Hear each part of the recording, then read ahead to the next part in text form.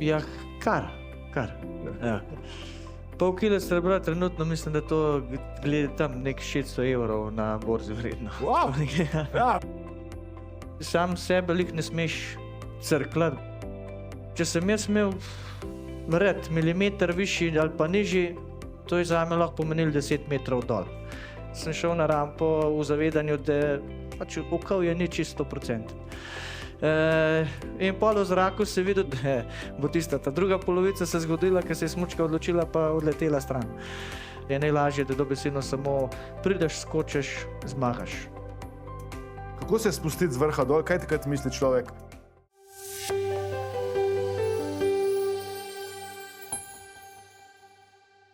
Gremo na aplavz. Ksenija Prevc. Dobar dan. Bravo. Dobrodošel. Lepo te spet videti. Enako. Zdaj se pa sliš, vidiš. Izvoliš. Dobar dan. Hvala. Izvoli. Evo, malo više stole tokrat. Ja, res. Evo. Cene sam da vemo, je prišel oburi, ima brez medalje in je šel po medaljo in zdaj medaljo imaš s sabo? Zdaj je, ja. Je s sabo, ne? Ja. Ja, to je dragocena stvar, ni? Ja, kar. Ja. Pol kile srebra trenutno mislim, da to glede tam nek 600 evrov na borzi vredno. Wow. Ja, vidiš, bravo. Ni slabo to imel tako vratu, ne? Za 600 evrov daš tako vratu.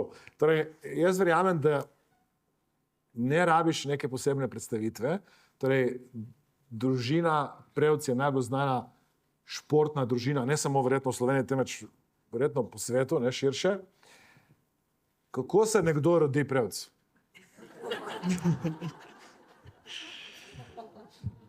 Čist nobene povezave ni s temu. Zelo simpel, ker za vsak drug priimek. Starša nosta ta priimek, pa ga pa fašeš, pa z njemu moraš vedeti. Nimaš druge zvere. Zdaj mi sam povej... Vsaj do 18, ne, pa imaš legalno pravico se preimenovati, če hočeš. Ja. A ti boš ustrajal s tem priimkom? Ja, ker smo šla ženo na urad za poroko termin določiti, pa ker smo rekla, da bo obdržala njen priimek, so malo debel pogledali. Ja. Pa so jih pustila ene pol minute v začudenju, ko se dogaja. Zdaj ima ona dva priimka? Ne, pač je pol ona prevzela mojega, ampak tam so jih pa malo nahecali, da mi jaz njenega. Odlično. Sem se rodil Prevc, veš kaj, vsi me poznajo. Ta princip, ja. Daj nas sam povej, da začnemo na začetku. Ne? Kako se ti zdi, da je bilo tisto tvoje odraščanje že kot mali otrok drugačno, da si potem ti in celotna družina, ne? Tisti, ki mogoče ne veste, v družini je 5 otrok, to upam, jaz sem mislil vedno, da ste sami 4. Vendar obstaja še najmlajša Ema, ne? Tako je. Ki je ne poznamo, ker ni skakalka, ma je pa baletna plesalka, je tako? Ja.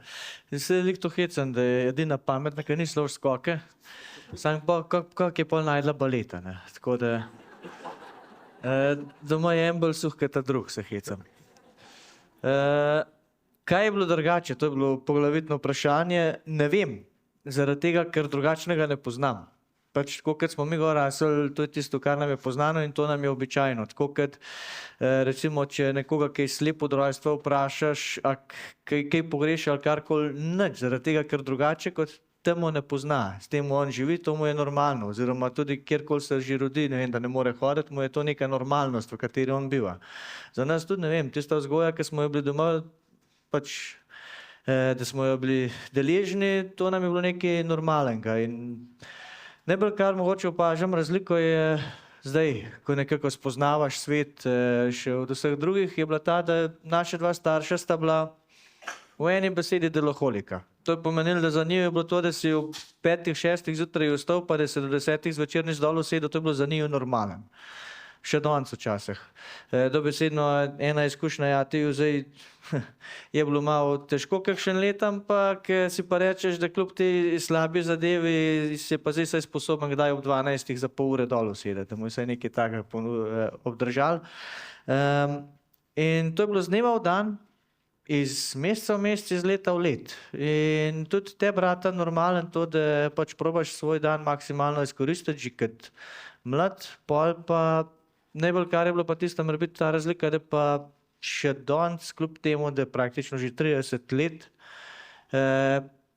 veš, da tisto podporo zmeri imaš. Ne glede na to, da si nekako že samostojen človek, tista podpora iz njune strani še vedno obstaja. In kaj je ta podpora pomenila? Da tisto, kar so videli, da si sposoben, sta te nekako v tej stvari podpirala, včasih, ko si ti malo zgubil volje, sta te še dvakrat užgala, da si še dlje cajta ustrajal, pa pol šel naprej. Ne mislim fizično, ampak bolj ta psihološko, da te podkur, da si še ustrajal. Oprosti, da ne samo povej, kako so te podkurili? Mislim, je kakšna konkretna tehnika, kaj so ti rekli? Cene, sposoben si več, ali daj cene neha srat? Mislim, recimo, ko smo šli ubirat borovnice, in ko si po 3 urah bil ti že mami, jaz sem že naveličen, si rekel, no, boš pa še malo naveličen ubiral. Ja. To je dobra tehnika.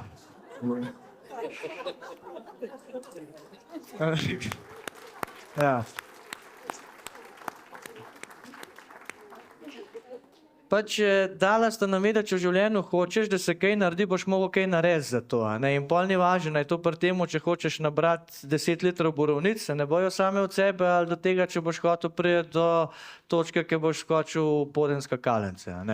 In je, da nekako to, doma, da je bilo treba, da so bilo vse narejeno, da si za šolo poskrbel, pa zaradi tega, ker si nekako bil sposoben v šoli, sta te nekako, je bilo, da sta te toliko podpirala, da pač ja, če si bil dost nekako priden, si pa sposoben, da če si prišel 4 domov, pa je vedela, da se bolj naučil, ja lej, tole pa ni bilo prav. Zelo ta princip, sej pol kasneje postopoma pride. Dobesedno za vsako stvar, če sta videla, da si jo sposoben, sta ti probala v tismu nekako suportirati. Konkretno to pomeni, da sem jaz imel, ne vem, tudi 1 leto zelo navdušenje nad bobni. To dalj cajta kazal in dejansko ravno takle čas za Miklavža dobil bobne. Več kot 1 leto dobesedno sta mi omogočila, da je bil en, ki je osebni trener, ki je blizu nas doma, da je hodil, dobesedno sem imel ure za bobne, pa na neki točki z moje strani ratalo vsega preveč, malo zaradi tega vola popustila in zdaj bobne jaz pravim, da so bili moja muha 1-letnica. Ampak je bila pa tista ključna točka. Videla sta, da je toliko ogromen zanimanje, da sta lastnemu otroku poskušala tudi to omogočiti. Pa je nanesla toliko ogromnih interesov, da si dal, ne vem, skokom toliko večjo prioriteto. Ampak prišlo pa do tega, da si ti od doma bil navajen nekega bivanja, nekega načina, kako spoprijemanja z čimerkoli v življenju pride, pa je to do testa v šoli, do treninga ali pa do tega, kako je treba doma pomesti. In nekako za vsako stvar si dobro predstavo, da če že namenjaš čas tismu, pa čeprav je to pomivanje po tleh, da boš to naredil takrat se zagreje, da ne bo treba ponavljati ali pa dobesedno, da bo korektno. In iz tega si prišel, da to, kar dostakrat pravijo za športnike, da kaj šport nekomu posamezniku da naprej za življenje, nekako, da dobi tisto disciplino, trmo do sebe, delavnost, točnost in vse te stvari.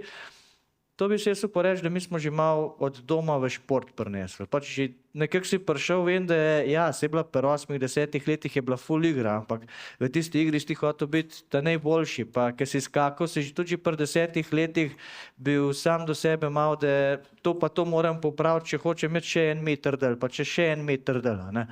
In ker dostakrat v športu pravijo, da tudi iz odraščajočega vidika je nekako tako, da skoraj do konca osnovne šole, sploh tam do kakšne 12 leta, mora biti cel šport predvsem predstavljen skozi igro, ker se preko tega največ otrok nauči, pa največ zanimanja obdrži. Tistega prehoda iz igre v profesionalni trening jaz nikoli nisem občutil, ker si ga že toliko prej nekako, tudi tista igra ti bila že to, kar nekdo pravi za profesionalni trening. Že tisto si hotel narediti čim bolj od sebe. Edin pri fuzbalu se mi zmeri malo neumen zdel za tisto žogo se zaganati. Se srajšel na drugačen način ugret, pa pol naprej trening delati. Kaj bi bil tvoj nasvet za nekoga, ki ni zrastel v vaši družini, da bi dosegel nadpovprečne rezultate v svojem življenju? Ker vi jih dejansko, če gledam celotno družino, ste vsi res izjemno uspešni. Ne?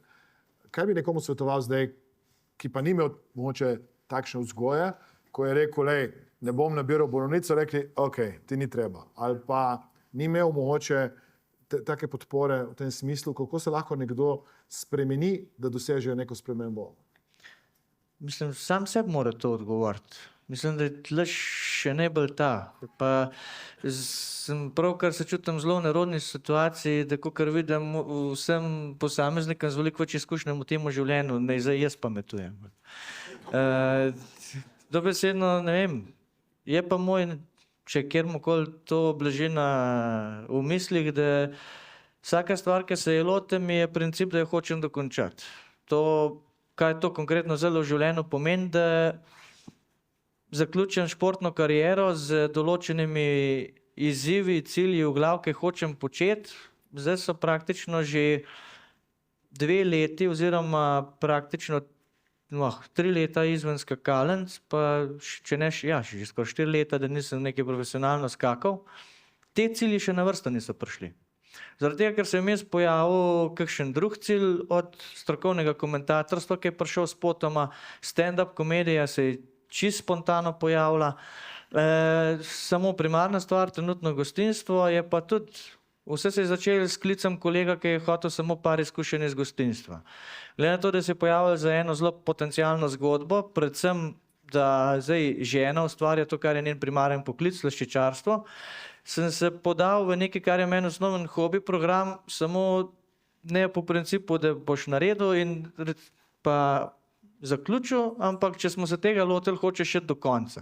To je konkretno pomenilo v zadnjih 3 letih, da si padel v en gostinstvo, pride prva ovira samo prevzeti, da bi po 14 dneh ti bilo že žal, da si se sploh tega šel, ker se dobesedno vse živo, kar si najdel tam pri prevzemu z vsemi stroški, vse živo. Pol leta kasneje se je planirala prenova, ker je bil lokal res kritično tega pomemben, pa da pridemo do lastne slaščičarne in vsega. 1. januarja, ker se je nekako lokal zaprl, da začnemo prenovo, sem jaz imel z končnimi stroški, pa ni še konc, 15% sredstev sem imel nekako kredita zagotovljenega. In pol je bilo treba v roku pol leta vse prenavljati, pa nekako tuhtati, ampak glavna misel je bila pa to, če sem se tega lotil, bom to speljal do konca. Nisem hotel se predati, popustiti ali pa karkoli. Je bila kar, se ni lepše besede, jeba. Sploh vmes, kaj ti pride še ZVKD, pa se lahko namisli pa odloči, oziroma občina pa ti reče ne in te dobesedno ustavi na celi črti. Ampak dobesedno vsakeč, ki se je pojavil problem, ni bil samo izgovor ali pa da bi še dodatno iskal problema, ampak ok, to zdaj tle smo, kako je naprej. Enkoli ni bilo, da bi se spraševal, zakaj tukaj sem, bolj je bil cilj, tle zdaj smo. Nazaj se ne more, dobesedno tudi, če nekam padeš, recimo v situacijo, nazaj gor ne moreš se kar teleportirati. Tle veno, ok, to je zdaj trenutna situacija, kako bom iz nje zlezel. Ali konkretno na tekem, če sem skok zasral, je tekma v tistem momentu končana, tisti dan ne morem nič narediti, največ kar lahko naredim, ok, kaj je bilo v skoku narobe, to pa to pa to. In si praktično že v nedeljo, po nedeljski tekmi, ker ni bil rezultat najboljši, si še zmeraj 2 zadeve si v glavo zapomnil, ker si jih pol v četrtek, sta bila glavna naloga, da si jih probo na treningu odpravljati. In najbolj je ta misel, ne vem, zmeri sam sebe lih ne smeš crkljati, bom rekel. Če hočeš nekaj premakniti, moraš za to tudi narediti. Jaz sem zelo na dolgo zafilozofiral, ampak na kratko pa je, da v življenju se vse da, če se hoče, ampak a se res hoče, pol vse narediti. Bravo. Torej, en nasvet, upam, da ste si ga napisali, zapomni, če nekaj začnete, končajte. Ja? In ne se crkljati sami sebe, pa to se ne da, pa ono, pa tretje, pa črto. Odlično. Dejno samo zaupaj, da naredimo malo reklame za slaščičarno oziroma lokal, kje te najdejo, oziroma kje vas najdejo, vaju najdejo. No, lahko še to pol dodam, a ne bolje ta, obstaja geslo, vse se da, če se hoče, ampak temu jaz ko dodam to ja, ampak res narediš čisto vse, kar je v tvoji moči, da do tega prideš. In najbolje dobesedno da iz tega vidika pa ja, dokončati, kar se lotiš. Jaz seveda, da se smiselno vprašaš, a je za dokončati. Konkretno v tem momentu hodim na RTV tečaj javnega nastopanja in določene stvari probam maksimalno iz njih ven potegniti, ampak kar te tam učijo tudi govoriti pravilno slovenščino. In sem imel kar zelo krizo, lih 14 dni pred samo nastopom na stand-up komediji. Zakaj? Ker sem na odru čist prvič pravilno govoril. Ljudje me niso zastopili, a sem to sploh jaz ali ne. In za določene stvari pa opaziš, da a jih nujno v življenju rabiš ali ne. In konkretno v tem momentu, ja, da tisti tečaj, verjetno saj od ene 4 stvari, na kjer na RTV-ju hodim, da najmanj eno vidim, da ne bo ravno neki zelo imelo smisla, vse ostale pa zelo pridejo, ker pride tudi do samega treninga bolj jasne izgovorjave, kodar pa tudi lahko bolj po domač, če hočeš. Najdejo, kar je pa lokala, če hočeš, hvala za reklamo, večinoma se trudimo v Škofji Loki, je kavarna Homan, kodar smo še najbolj znani po slaščicah, zelo širok spektr pijače smo sploh zdaj podali, gre pa za več kot 500 let staro hišo, in sam naziv pa je dobesedno še iz rodbine, ki je Humana prevzela že tam začetek 19. stoletja in ima kar neko tako zgodovinsko zgodbo, zaradi tega nas imajo domačini kar malo za svoje, pa zaradi tega moraš malo jih ubogati, ker da so tudi oni lastniki. Te nam pove eno slaščico, ki je tipična, da bojo prišli vsi na obisk. Ja, še najbolj so tortice, samo teh je pa zdaj bilo v zadnjemu dobremu letu in pol po moje že več kot 40 okusov. Je kakšnih 15 stalnic, ampak tako na vsake 14 nekaj noga pride. Tudi tebe bojo fizično tam videli, kdaj v lokalu, tudi da kje delaš? Ja, če nisem njih kje takole, pol ja, ali pa zvečer na odru. Drugače sem pa kar tam, ja. Ja, bravo, bravo. Daj nam povej, Cene, imel si v karieri tudi kdaj kakšen padec.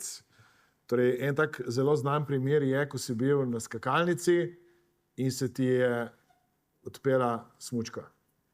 Okay. Kako je biti, mislim, kako je sploh se spustiti, prvo to, kako se spustiti z vrha dol, kaj takrat misli človek, ker je dosti visoko?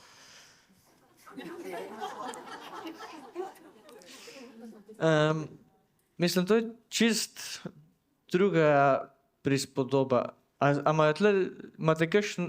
čim se ukvarjate večinoma? Če smem jaz prvo to poprašati. A je kakšen skakalc slučajno? Ne. Skakalc, verjamem. No, gospod, s čim se vi ukvarjate? Sem arhitekt, drugače pa pogodnik dosti plesa. No, ampak arhitektura. Pa verjetno, da načrtujete kakšne hiše ali stolpence. Skakalnice še niso, ja. Ja, skakalnice še ne, ampak stavbe. Ja. No, meni rečete danes, da ne narišem stavbo, ki bi si jo upal zgraditi čez pol leta, jaz se bi tudi na licu mesta posral. Ker nimam ne črte, ne znanja, ne statistike, ne estetike, kako to narediti. Zaradi tega, ker nimam za sabo 20-30 let delovanja v arhitekturi. Isto je pri skokih. Tam, kjer si na vrh skakalnice, si ti to že, mislim, da čez 50 skokov se je pa saj nabralo celemu življenju. In tebi je to nekaj, kar si navajen, nekaj, kar kodar se dobesedno telo tudi domačega počuti. Letalnice so nekaj ekstra, ker nas samo parkrat na let gor spustijo. 120 metrska tek, kodar so večinoma tekme, to je pa skakalca toliko navaden, ker pač zjutraj zobe umiti. Ti si vsakodnevno, da ne se tam gor pojavljaš. To, koliko je človeka strah ali pa kakšni so gor, kakšni te občutki, adrenalin je zelo tisti borbeni hormon. Sprošča se takrat, ker se telo počuti ogroženo ali kaj podobnega, in če si ti nekje parkrat v tednu, vsakodnevno po 40 skokov na teden, tebi je tisto vsakdanje. Tako da ni, da bi bilo karkoli tam krize. Najbolj česar te je, ker se spuščaš po naletu, mislim, zdaj bom kontra rekel, ampak najbolj te je strah, da boš zajebal skok, ne da se ti bi karkoli fizičnega zgodil. Predvsem na letalnici, če že se pojavlja ta prvi strah, je lih to, da boš tisto redko šanso, da boš šel deleč zajebal s tem, da boš naredil tehnično napako, ne da se ti bo kaj zgodil. Je pa, če na to misliš, pa si mentalno že narobe, ker lih to je pa ena tista osnova, ki gre pri psihološki pripravi pri skokih. Una klasična, ki ste verjetno že kdaj slišali, ne si predstavljati roza slona z rumenim pikom pa marelo v rokah.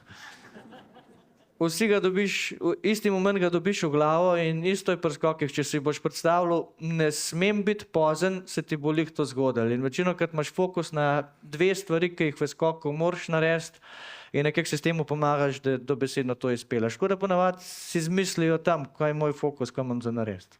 Torej, ti, ki si gor na vrhu, tudi letalnice, nič ne misliš.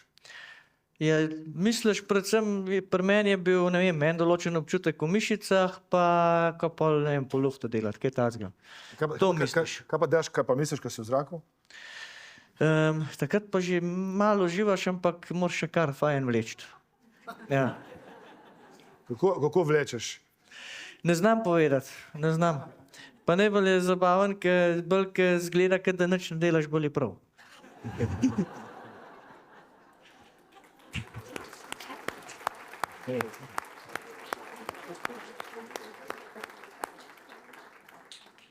Mislim, zanimivo je to, da takrat, ko si padel, ne, kako je visoka skakalnica bila takrat? Zdaj, padci so zelo ta princip. Tudi tekom same kariere pa treniranja je ne da padec se ti navzgor, je bolj vprašanje, kdaj, pa koliko pogosto, pa kako. In če se le normalno se ti to dogaja, se tudi nekako navadiš padeti. In jaz zelo sem glede tega ne ta prav človek, ki se ga vpraša, ker še danes za marsikatera, ki je padel, pa je bilo grozen, pa pomeni, jih pravim, v osnovi, da je bil štor. Tudi do mene dal nazaj, v osnovi je bil štor, da se je tamle na glavo zvrnil, ampak ja, je bilo hudo, pa še dobro je odnesel. Zdaj, ne vem pa na konkretno, kjer padec. Imel sem ena dva taka malo bolj poznana v karieri. Eden je bil v Oberstdorfu, ki se je smučal dobesedno zapičila v sneg, namesto da bi šla po sami snežni planjavi. Dobesedno pri pristanku si predstavljate, kot da je ena noga zabetonirana. Se pravi, smuča v sneg, namesto da se peljala naprej. To je pomenilo, da mi je tole nogo takrat potegnili nazaj, pač kančko sekunde.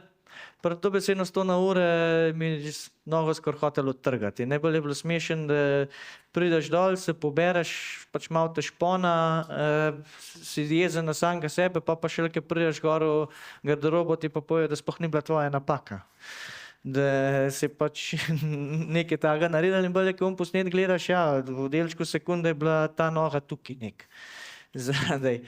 In najbolj kar je, da rečem, da ta posnetek, dobesedno si ne vsak trener da lepo v link, pa ki mu bojo otroci jamrali, zakaj morajo delati gibljivost, evo, zato.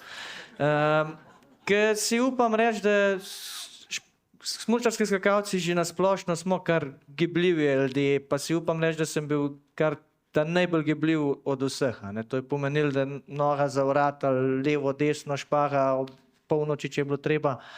In v tistem momentu je te tetive toliko našponali, da si upam reči, da tudi 90% svetovnega pokala bi imeli potrgane sprednje tele, dobesedno, ne, križne so spodaj.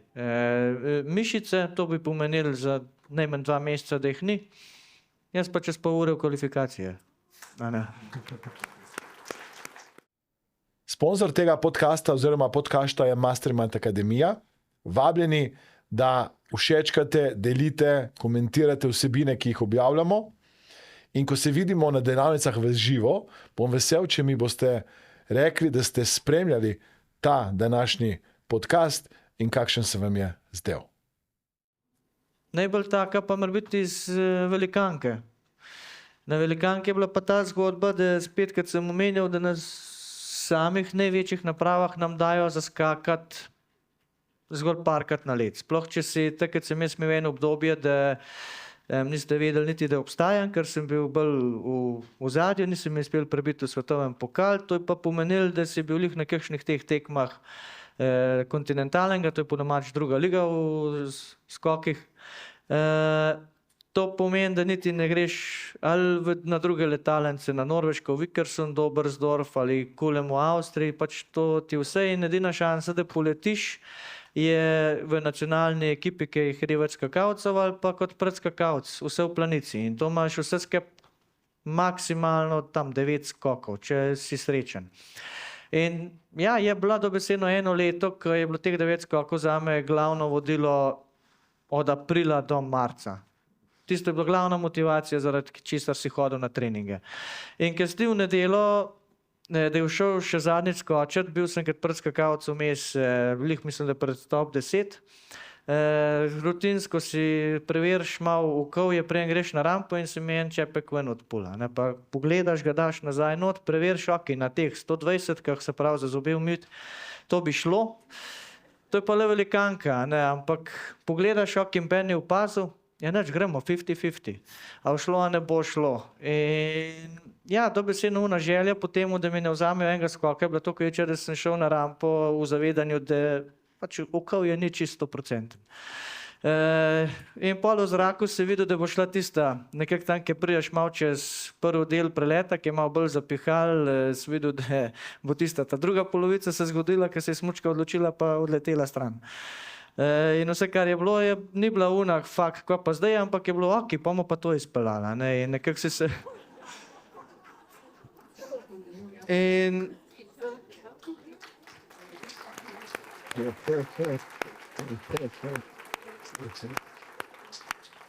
Mislim, najbolj, kar je bilo v glavu, je zelo podoben, ker je bilo recimo že na tudi kakšnih navadnih treningih, ki je bolj vetrovno ratalo ali pa karkoli, ki te je trener že z rampe pošiljal, ker so ga že skoraj prosil, pa daj me spust, bo pa malo bolj zanimivo, ker ravno to je pa tista, bo zanimiv, nekaj v zraku bom doživel nekaj, kar ponavadi, ampak s tem, ker to, ne vem, že na treningu doživiš, veliko lažje reagiraš. Tudi na kakšnih tekmah je bilo, da je bil sunkovit veter. V skokih ni težava, če piha na polno. Če piha konstantno na polno, ni panike. Če pa rata, da je malo močnej, pa malo manj, to ti pa začnejo smučke kar malo plesati, pa levo, desno. Tisto rata nevarano.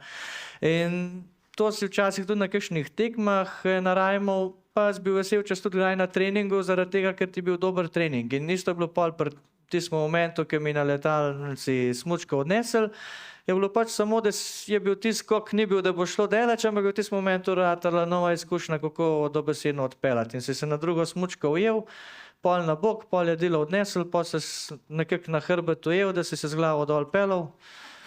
Pol je ratal že malo dolg čas, ki je bil dolg puku.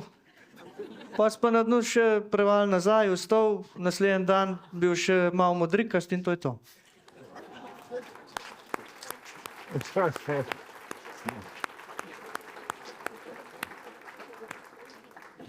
Koliko metrov je velikanka?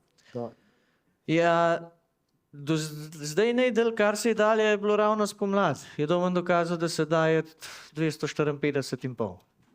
Nekaj je, ne? Ja. Ja, dajmo en aplavz, ja, bravo. Ja.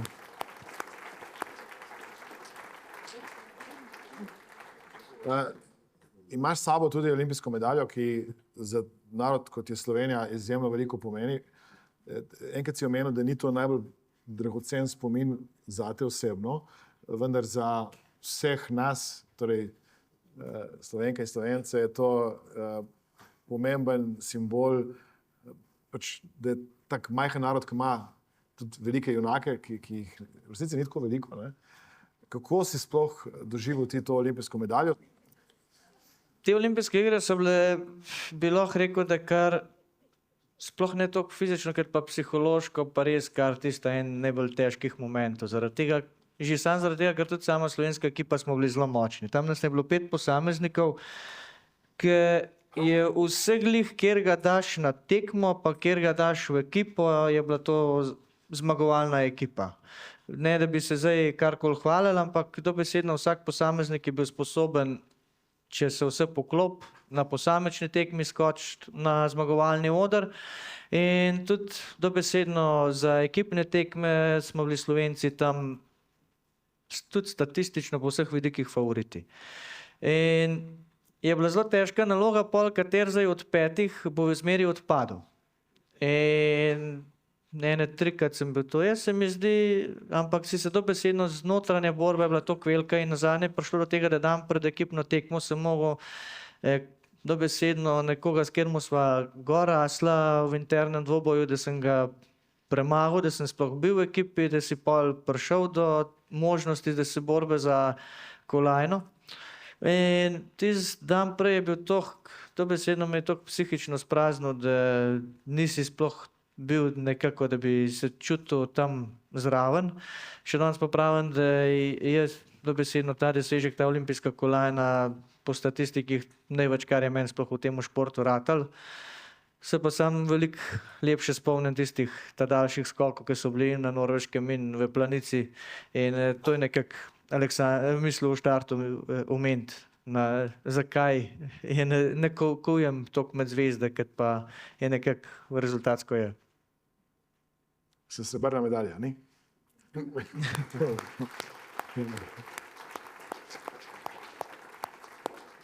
Na koncu vsaka tekma se odpelje tako, kot je.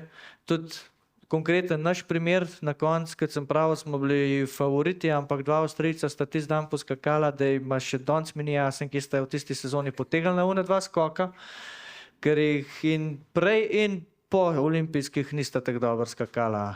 In zaradi tega smo bili pol drugi, ne prvi. Ampak ja, dobesedno, ker sem pogledal, njima je takrat uspel, ker sem skok pogledal, vse štimal res pohvalno, smo pa zaradi tega bili v zlato. Pismo ima rosno. In isto bo zdaj na olimpijskih igrah. Mi smo bili absolutni favoriti, evo, na koncu se je nekaj dogodilo in so Avstrijci zmagali. Isto bo te olimpijske igre. Nika, če je rata samo ostati, fajn je bilo, da je že zelo imela malo tist, da se je malo zatresel, da sama vidi, da je postavila realna tla. Domen je od rekorda do konca avgusta mentalno toliko zrasel, da dobesedno samo opazujem pa uživam. Anžela Nišek pa od drugega letnika, se pravi, ker smo bila stara 17 let, vsako leto, ki ga vidim, je psihološko in fizično zrase. In to se še ni zaključilo, pa še vedno traja, tako da se to zaenkrat zmeraj bolj tudi rezultatsko pozna. Jaz sem bil v osnovni šoli, zdaj ne morem se primerjati športno, podprvak v ping-pongu. Torej, v majhni osnovni šoli na vasi sem bil drugi in še danes, če bi koga igral s kom, bi ga premagal, zelo verjetno. Razen s profesionalci, ker sem imel eno udeleženko tukaj, ki je trenirala in nisem niti ene pike naredil proti njej. Če bi danes šel skočiti, bi še zmeraj znal skočiti po tolikih letih? Lahko zelo popolne. Skočiti brez težav. Temu bi lahko rekli, da je zelo isto, kot pravijo za kolo. Ko se ga enkrat naučiš, vedno znaš. Rada pa zelo ena ključna stvar, kjer bi se mogel zavedati. Se pravi, takrat za kolo ostane spomin, sam kolo je danes pa čez 10 let bo praktično isti. Zaradi tega spomin, ki ga imaš od 10 let nazaj, če se v dve meseci nisi usedel, bo še zmeraj vse približno isto delovalo. Pri skokih se je pa zdaj ta kolo 12 kil zredil. In ratajo čist tisti občutki, ki so izpred takrat, ko sem nazadnje skakal, na danes bojo čist drugače delovali. Se pravi, kar bi mogel jeti malo z zavedanjem, da to, kar čutim, ni čisto, kad se spomniš od takrat. In dobesedno nazaj kalibrirati samega sebe, pa lov za laufom.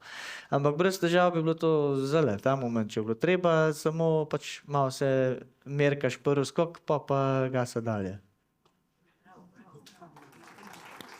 Bravo. Kaj je razlika, kaj naredi enostaven ali pa izjemen skok?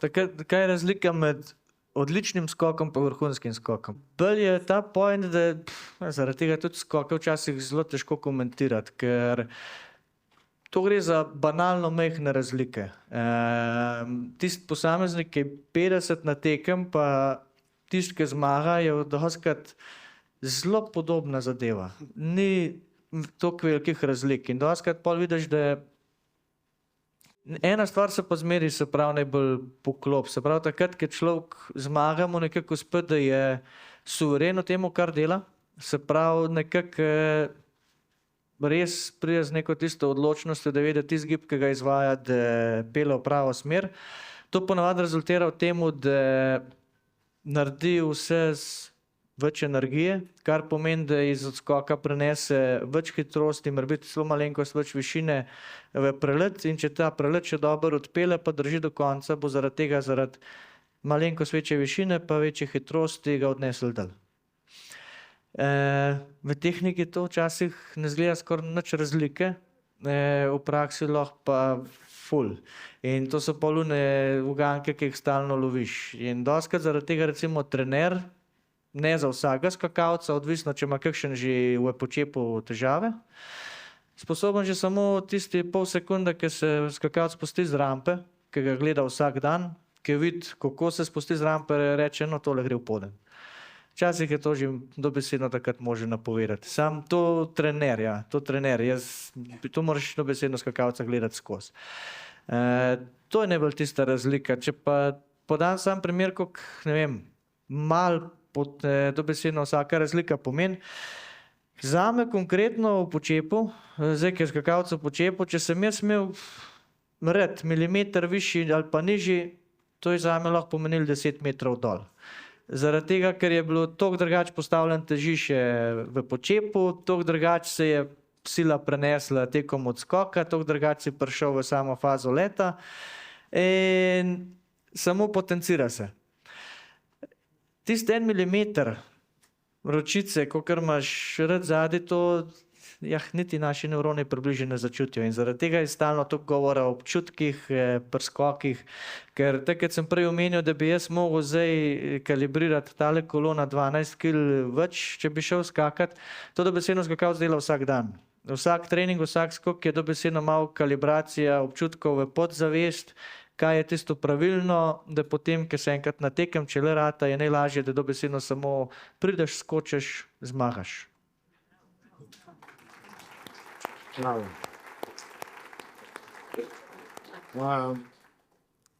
Daj nam poveš še kaj o prihodnosti. Kaj bomo mi slišali o tebi v prihodnosti? Še sam ne vem. Kar se bo dogajalo v prihodnje pol leta je predvsem, če imate radi kaj komedijo, smo ravno ta vikend začeli s predstavo Janezi 2, ki je tako, kot že sama dvojka pove, je nadaljevanje enke in vsaj kar se mene tiče, sem bil v enki z 0 let izkušen, zdaj z 1 leto izkušen, kar je neskončno krat več, če greš v množenje ali pa procente. In kar pravijo, se to besedno mi fejs pozna po 1 letu. Vsi ostali pa tudi pismo so kar nadgradili določeni. Vem, da čeprav bom što se v roku 3 mesecev zdaj slišal več kot 100-krat, da sem še ta 120-tič verjetno smejal. Tako da tam, to je zdaj nekaj takega, dobesedna komedija, predstava Janezi 2. Tekom zime bom zelo prisoten kot strokovni komentator. Ravno zdaj so dobila s kolegom Luka Dolarjem iz Vala 202, da bova delala tudi podcast o smučarskih skokih pride ven, da tistega, ko to malo bolj zanimalo, bo še enkrat tedensko malo več od tega. Vse ostalo pa tista trenutno primarna reč, dobesedno vodenje lokala, optimizirati vse.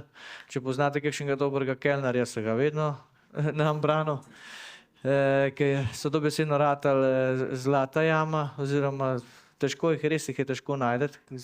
In to je to. Če uparatal, pa celo mora biti, kad sem rekel, da s čem stvari zaključiti v življenju, bi bilo pa fajn vsaj eno voditi fakultet zaključiti do konca poletja. Ja, čakaj. Na katerem faksu? Elektrofaks, sam ta bo rabo malo delkrat, pa dobre pol leta, pa še dobesedno za ta upravljanje podeželja in krajine, po domače rečeno za kmeta. Oboje imam nekako nezaključena študija. Prej si rekel, da si se pohvalil, da kar začneš, končaš. Ja, glih to. Moram reči, da tle mi je uspel, da če ne drugega sem diplomiral iz izkoriščanja študentskega statusa.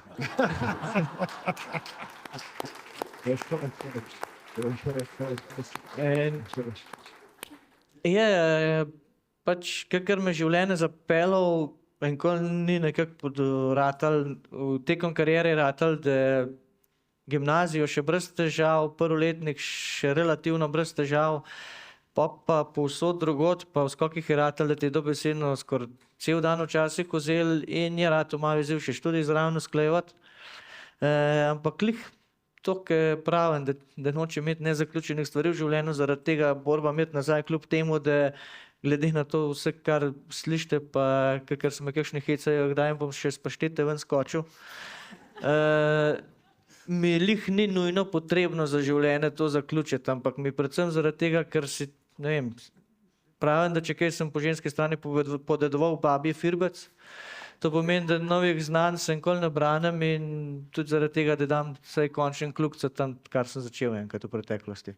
Bravo.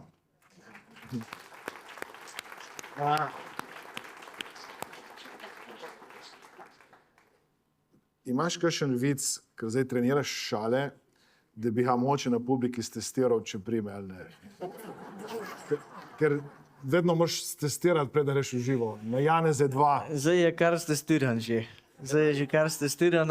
Večinoma stand-up komiki najbolj sovražijo, ki jim rečeš, povej en vic, ker večinoma pripovedujejo izkušnje, zgodbe, doživetja, vice pa nikoli. Sta bila pa, ne vem, par vicov je Miha Deželak povedal na odru, oziroma je imel prav svojo vipložo.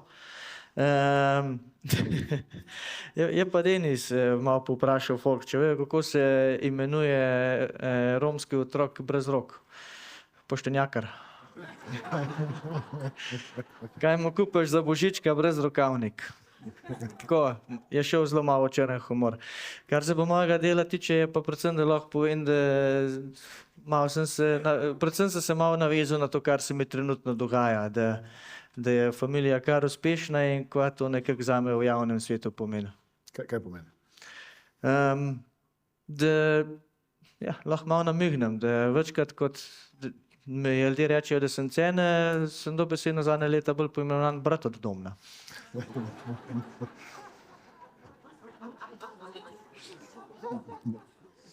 Mislim, se spomnim, pred leti je bila May Musk, to je mama od Elona Muska v Sloveniji in točno to je ona rekla.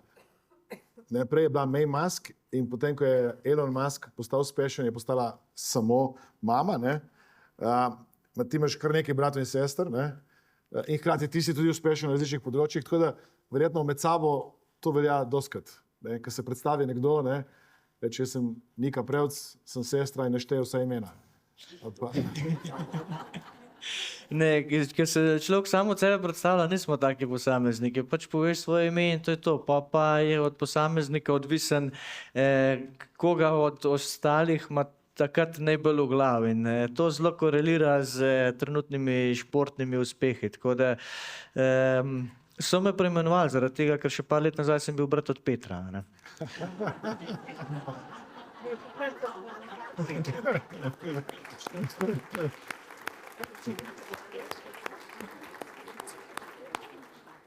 Kako pa toliko uspehov imate v družini, kako se to uspete praznovati? To mora biti strašnih fešt.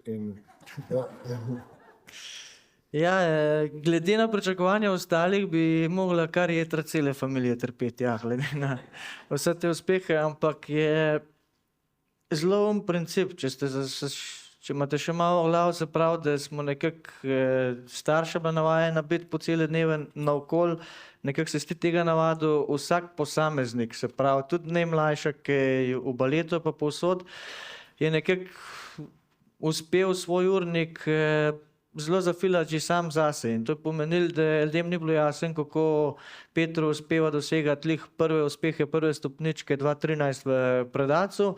Ja, kako ne praznujete? Ja, kako? Zaradi tega, ker je mami mogla še po dva, ta druga mulca na trening, ki jih je tam prepeljati, morata za šolo še domačo nalogo narediti, ta male dve tudi še zakopati ali pa karkoli in je bilo pač, še zmeraj mora življenje teči naprej. Je zelo vesele, da nekomu tvojemu bratu uspeva, ampak nisi pa smel, še zmeraj si pa želel sam nekam prilesti in si se bolj fokusiral, kaj konkretno lahko narediš. Ne vem, konkretno včeraj je bil dogodek Športnik leta, ki ga bom z veseljem kdaj v prihodnje še obiskal, ampak na trenutne moje vsakodneve, ki bolj iščem, kje bom še kakšno uro več pospal, pa kaj drugega, sem po eni obveznosti v Cankarjevem domu, takrat, ko so vsi šli v dvorano, se jaz raje odpeljal v pisarno, pa še 2 ure kaj naredil, a ne? Kot pa da tam gledal, kako drugi dobivajo dosežke. Bravo, odlično. Ja. V družini hendlate ego, on je boljši, ta je boljši. Kako v družini hendlamo ego? Mislim, da je to najbolj naša mami poskrbela. In sicer ati je zelo dobro rekel v SBC-ovmu intervjuju, takrat sta šla z bratom Petrom. Tisto je bilo še zame malo ena informacija, ko je pač, se pravi, njen mož rekel, da skoraj še preden smo se mi rodili, da je to posameznica, ki že, se pravi, dobesedno odkar sta poročena, sebe postavlja na drugo mesto. To pomeni, da si je svoje življenje posvetila temu, da sta skupaj z možem ustvarila nekaj, da je vzgojila 5 otrok po svojih najboljših močeh, da nas je probala vzgojiti v vrednotah, ki jih sama najbolj goji, to je pa dobesedno poštenost, delavnost, skromnost, resnicoljubnost, zelo predvsem iz krščanstva da jemlje. In taka posameznica na tebe pusti zelo močan vtis. In to so neke tiste vrednote, ki si upam reči, da sta jih nekako prenesla na vse nas. Se pravi, ki pride do tistega egota, postavljati se en pred drugega, si upam reči, da ga mi niti ne toleriramo v družini. Bravo, mami. Bravo, odlično.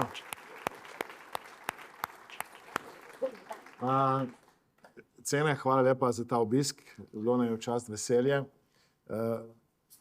Ena misel za konec, kaj bi vsem njim svetoval za življenje? Kljub vsej mladosti je ogromno modrosti v njemu, je tako? Ja, kaj bi bil tvoj nasvet? Kaj je vroči stol, Zdaj, najbolj, kar me žena tepe zadnje par let, je, da ji bom celo mladostništvo uničil, ker kljub vsemu temu, kad zdaj pravim, da smo zelo delovni, pa vse me pa ona uči, da če si vsaj malo pri zdravi pameti, da se moraš daj tudi ustaviti, ker jed pri 30-ih za en teden kam dobro v tujino boš veliko več izkoristil, ker boš lahko še na kakšen hrib splezil, kot pa pri 70-ih, ker boš pa tisti hrib bolj od spodaj gledal. Bolj iz tega vidika, da ne vem, sam se trudim maksimalno izkoristiti cajt, hkrati pa dovolj, da s temu, da sem sposoben cajt nameniti tudi ljudem, ki so mi karkoli v življenju pomenijo. Tako, ko gre tista zelo dobra pesemca za prijatelje, si treba cajt vzeti. To me žena včasih opominja, ker na cajt ima feeling, da ga namenjam izključno vsem projektom, ki se jih človek loti. Konkretno, da to konkretiziram, to pomeni, da v 6 letih, v kar sva skupaj, mislim, da sva šla 2-krat za 14 dni kam, pa to je bilo pa to. Ostalo mobilke ne domov ne dobi. In je predvsem ono, če se nekaj odločite speljati, ne iščeš, kje so, mislim, pogledaš, kje so ovire, ki jih je treba prelasti, pa se jih lotiti. In griz, pa enkrat mora biti prideš tukaj. Zelo mi je zelo mamoglav mizarja, zaradi tega, ker ga naročiš, ja, konkretno on je bil mizar, ga naročiš, tele rabim nekaj narejen iz lesa. Strokovnjak za izdelavo pohištva, in ja, 500 let stara hiša ima zanimive kote, pa ovinke, pa vse živo. In on tisto gleda, ja, pa tle bo to, pa tle bo ta problem, pa problem. V moji glavi je bilo pa sam, lik zaradi tega sem tebe poklical. Ne zanima me, kakšni so problemi, sam naredi mi. In dobesedno zaradi tega mi zdaj že en drug misar nekaj drugega dela, ker ne morem delati s človekom, ki išče samo, kje bojo problemi, namesto da ok, bom naredil, pa se tistih problemov pol on loti. Zaradi tega sem ga dobesedno želel pa naročil. A ne.